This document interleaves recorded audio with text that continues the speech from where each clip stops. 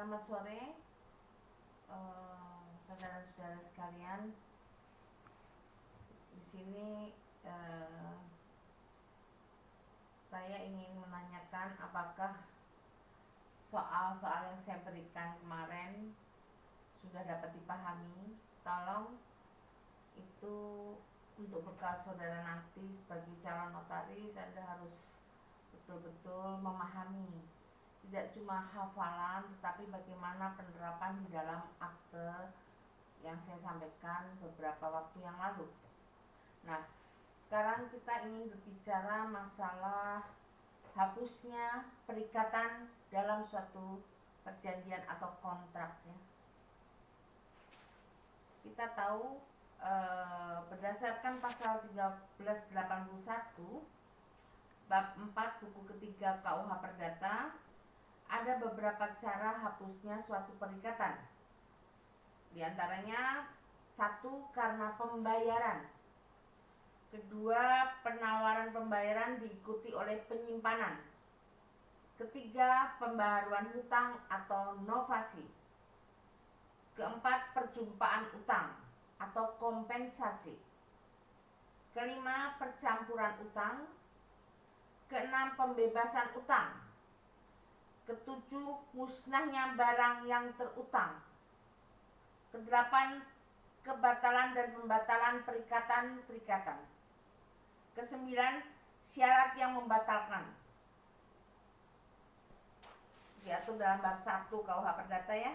Kemudian 10, kadaluarsa, diatur dan dalam buku 4 bab ke-7 KUH Perdata. Dalam hal ini saya akan menekankan hapusnya perikatan karena novasi atau pembaharuan hutang, ya. Kita tahu novasi itu diatur di dalam pasal 1414 KUH Perdata. Di sini maksudnya adalah suatu persetujuan yang menyebabkan hapusnya suatu perikatan, dan pada saat yang bersamaan timbul perikatan lainnya yang ditempatkan sebagai pengganti dari perikatan semula, ya. Hapusnya perjanjian lama oleh perjanjian baru, itu novasi, ya. Hapusnya perjanjian lama, ya, oleh perjanjian baru. Kemudian hapusnya subjek perjanjian lama oleh subjek perjanjian baru. Ketiga, hapusnya objek perjanjian lama oleh objek perjanjian baru. Keempat, hapusnya manfaat perihal lama oleh perihal baru. Keenam, hapusnya hak dan kewajiban lama oleh hak dan kewajiban baru, ya. Tolong itu dipahami, ya. Itu hal-hal yang diatur di dalam pasal 1414 KUH Perdata. Kemudian di dalam novasi sendiri ada 3 macam. Coba, pembaruan hutang atau novasi, ya, itu ada 3 macam. Tolong diperhatikan. 1, novasi objektif, yaitu perikatan yang telah ada diganti dengan perikatan lain. Objektif, perikatan yang telah ada diganti oleh perikatan yang lain. Kemudian yang kedua, novasi subjektif pasif, yaitu debiturnya diganti oleh debitur lain. Novasi subjektif pasif, ya, debiturnya diganti oleh debitur lain, ya. Debitur lama diganti oleh debitur baru, ya. Yang ketiga, novasi subjektif aktif, yaitu apabila krediturnya diganti oleh kreditur lain.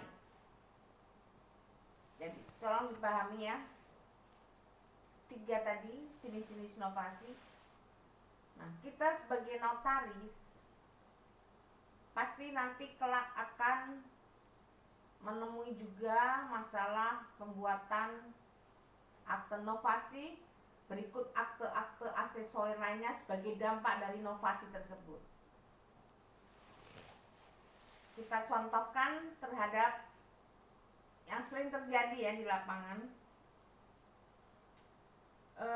Jadi debitur sudah lama nih, sudah existing,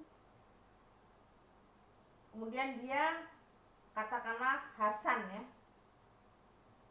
dia ingin digantikan karena dia merasa mungkin tidak lagi bisa meneruskan kredit, kemudian dia digantikan oleh temannya yaitu Hamid. Tapi tidak semudah itu. Prosedurnya bagaimana?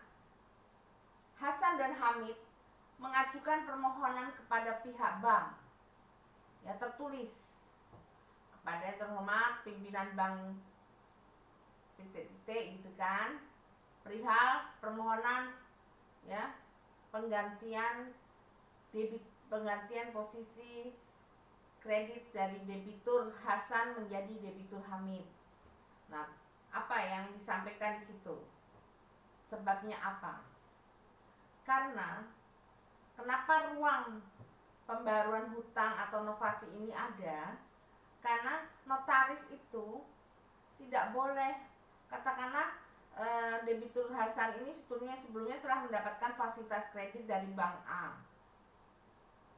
Ya, kalau sudah tidak mampu mengangsur, itu tidak boleh digantikan oleh Hamid begitu saja. Angsurannya, kreditnya tetap Hasan, tetapi yang angsur Hamid tanpa persetujuan dari bank, tanpa pengetahuan dari bank.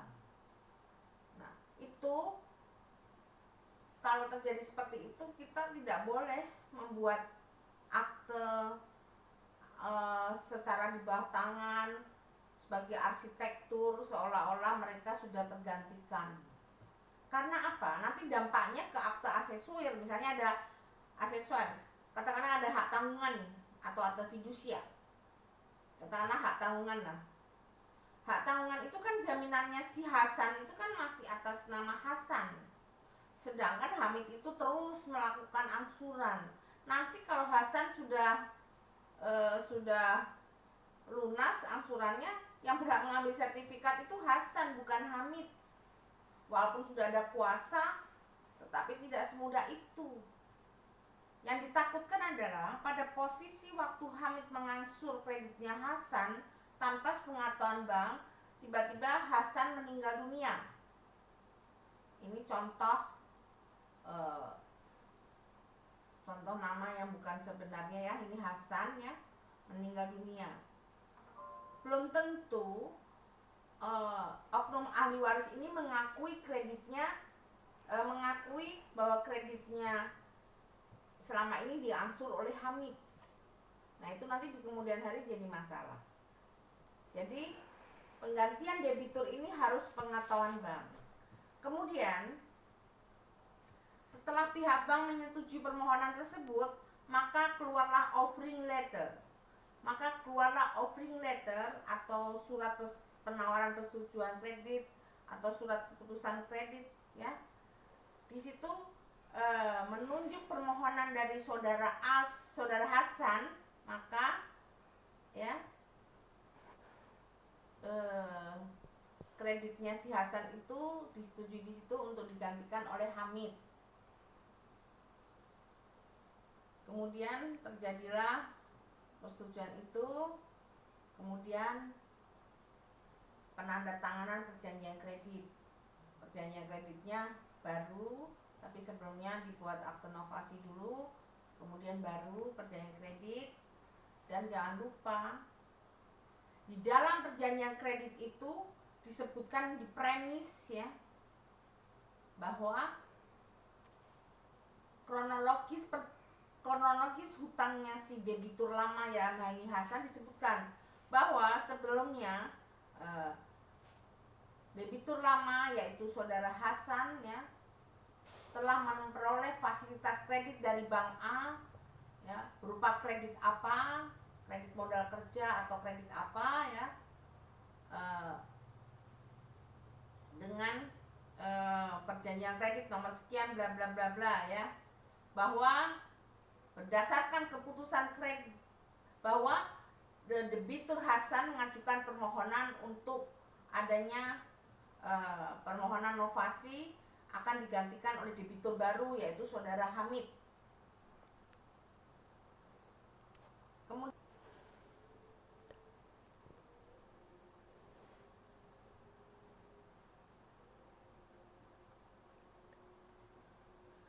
Kemudian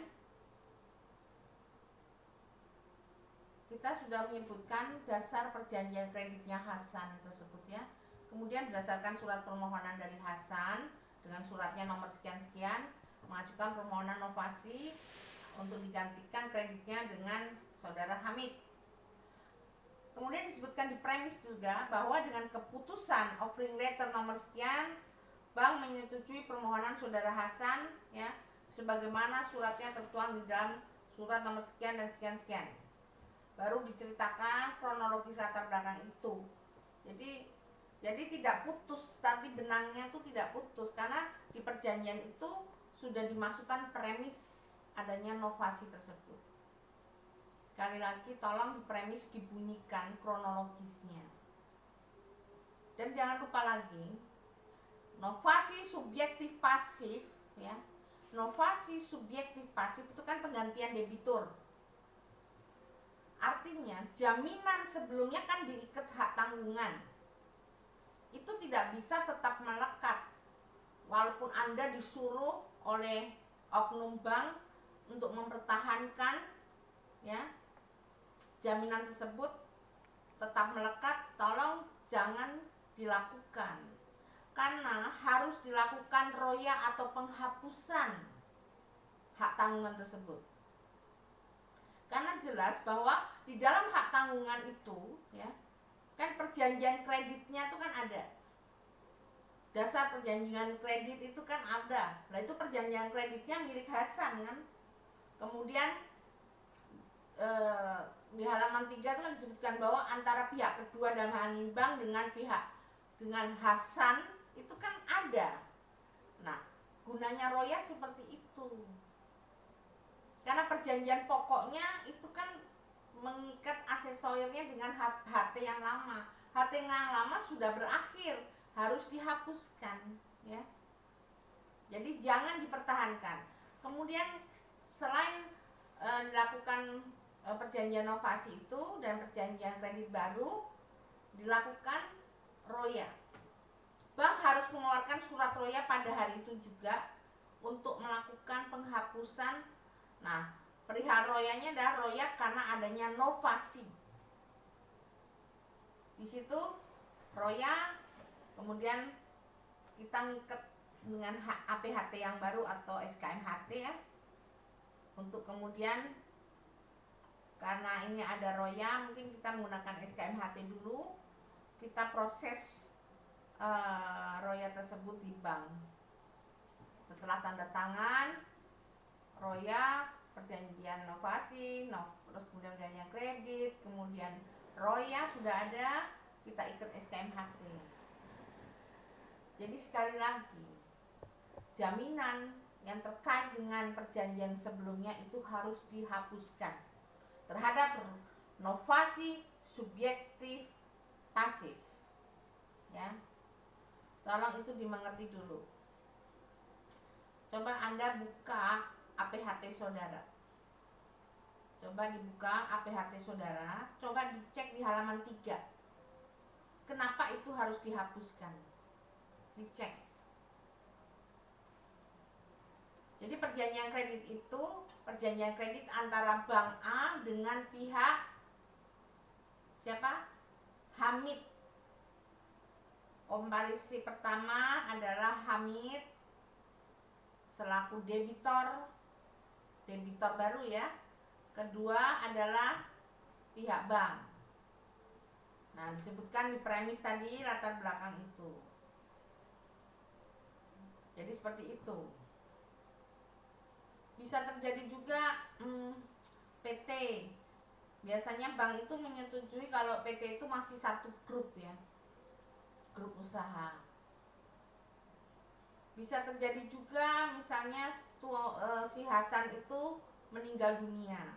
Kemudian para ahli warisnya ingin meneruskan karena itu kredit produktif ya, ingin meneruskan usaha bapaknya sehingga kemudian mereka sepakat menunjuk salah satu untuk menggantikan posisi bapaknya. Tapi sekali lagi tidak bisa dipertahankan juga jaminan atas bapaknya yang sudah meninggal itu. Tetap harus diroya ya. Kemudian pasang baru, di mana para ahli waris ikut tanda tangan semua setelah dilakukan turun waris ya. Jadi intinya seperti itu. Pembaruan hutang itu dilakukan bisa juga untuk mengatasi kredit yang mau macet juga bisa, atau ingin meningkatkan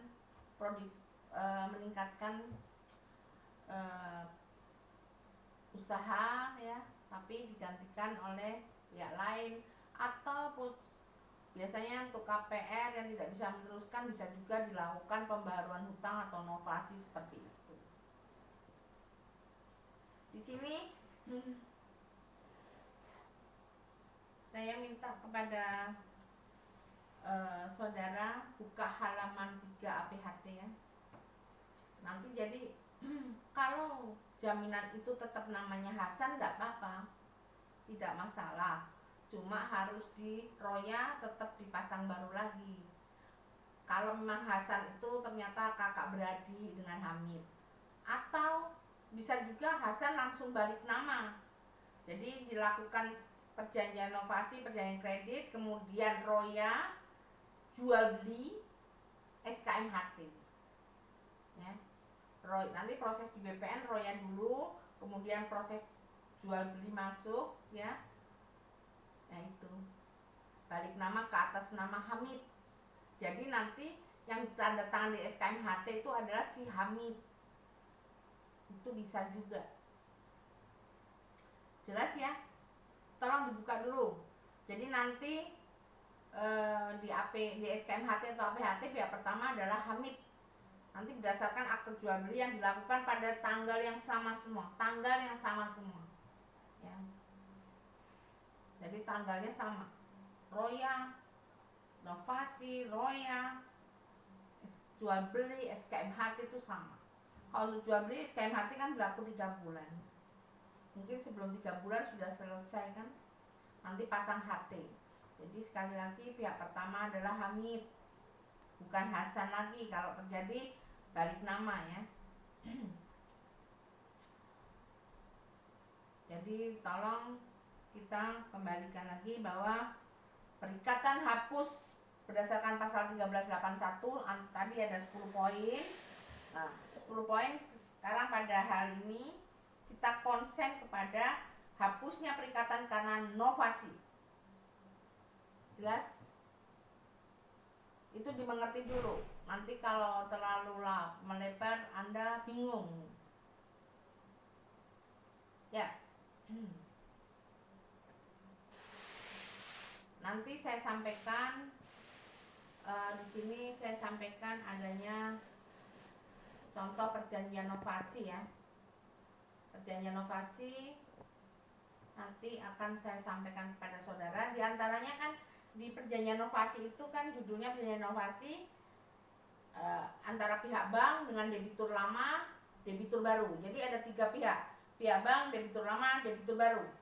Di situ disebutkan bahwa antara Tuan Hasan selaku debitur lama dan bank telah menandatangani akte sama seperti yang tadi disampaikan. Kemudian bank menyetujui permohonan dari pihak Hasan selaku debitur lama. Nah, bank menyetujui kredit tersebut kepada Hamid. Nanti ada surat persetujuannya juga disebutkan di situ. Bla bla bla bla dan seterusnya. Kita sebutkan lingkup perjanjian. Ya. Untuk dilakukan novasi itu antara Tuan Hamid dengan pihak bank ditandatangani perjanjian kredit ini gitu kan. Untuk menggantikan kedudukan Tuan Hasan selaku debitur lama. Kemudian pihak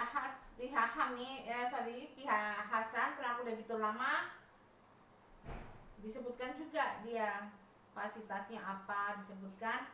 Kemudian digantikan debitur baru, fasilitas kreditnya apa.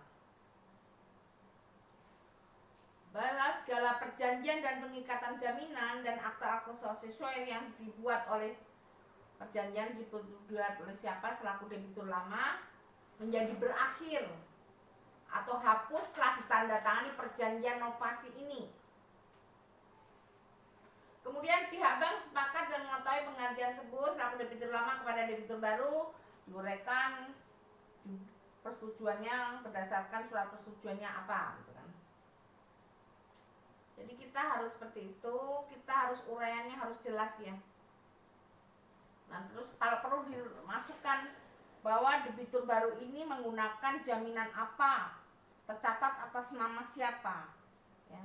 Karena misalnya sudah terjadi jual beli antara Hasan dan Hamid, maka kita nyebutkan di klausul pasal itu, sebutkan bahwa jaminan atas nama Hamid berdasarkan akte jual beli tertanggal hari itu juga disebutkan, yang diperoleh berdasarkan akte jual beli bla bla bla bla.